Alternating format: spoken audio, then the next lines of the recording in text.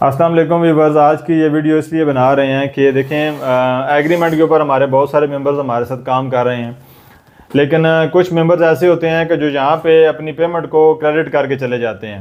मिसाल है कि आपने 2 लाख का माल लिया है, 50,000 या 60,000 हम वापस जाके 15 दिन बाद या 10 दिन बाद या 20 दिन बाद एक कमिटमेंट ले ली जाती है और इसके कमिटमेंट के मुताबिक जो है वो उनको वो पेमेंट देने के पाबंद होते हैं। लेकिन अगर कोई बंदा पेमेंट नहीं देता है तो असूलन जो है वो हम उसको एग्रीमेंट से खारिज कर देते हैं। इसी तरीक़ाकार से ये वीडियो एक स्पेशल भाई के लिए मैं बना रहा हूँ कि उनको हमने एग्रीमेंट से खारिज कर दिया है, क्योंकि सोशल मीडिया का दौर है जब बाद में बंदा खुद ज़्यादती कर लेता है और उसके बाद कहता है कि नहीं हमारे साथ तो फार्म ने बहुत बड़ी ज़्यादती कर दी है, वो हमारे हमसे माल वापस नहीं ले रहा या ये नहीं कर रहा, बड़े मासूम बन जाते हैं। इसी तरीके से मेरे मियाँ वाली के एक फार्मर हैं, मैं नाम उनका नहीं लेना चाह रहा, लेकिन ये वीडियो उनके लिए बना रहा हूँ सबूत के तौर पे कि वो हमसे माल लेकर गए हैं और उनकी कोई अमाउंट 50 से 52 हज़ार रुपये की अमाउंट ऐसी है जो उनकी पेंडिंग है।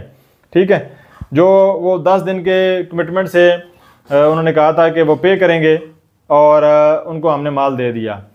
उसके बाद 10 दिन क्या गुजर गए, फिर 15 दिन गुजर गए, उनको लगातार कॉल्स करते रहे हैं, उनका मोबाइल लगातार नॉट रिस्पॉन्डिंग है, वो कॉल उठाते हैं लेकिन रिस्पॉन्ड नहीं करते।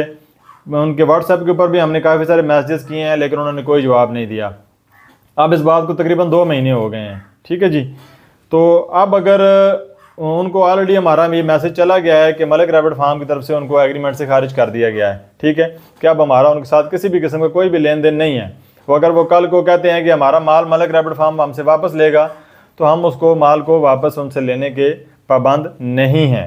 वो जो भी उज़र पेश करेंगे वो 3 महीने बाद वो उज़र काबिल कबूल नहीं होगा, क्योंकि मोबाइल उनके पास मौजूद है। वो एक कॉल करके भी अपने मामलात को बता सकते हैं कि मैं ये अमाउंट 10 दिन बाद दूंगा, 15 दिन बाद दूंगा। लेकिन एक चीज़ लेने के बाद कॉल को रिसीव ना करना या अगले बंदे के नंबर को ब्लॉक कर देना, ये टोटल ही एक अनप्रोफेशनल बात है।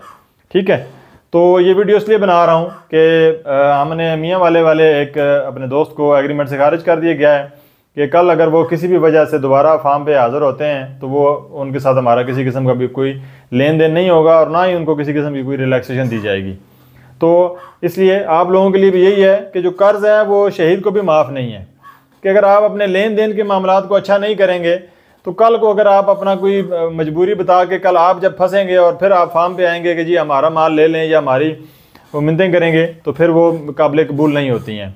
अच्छे अंदाज से काम करें, अपने लिए रिज़्क़ हलाल कमाएं और दूसरों को भी रिज़्क़ हलाल कमाने के लिए उनके लिए रास्ते आसान करें। बहुत शुक्रिया, अल्लाह हाफ़िज़।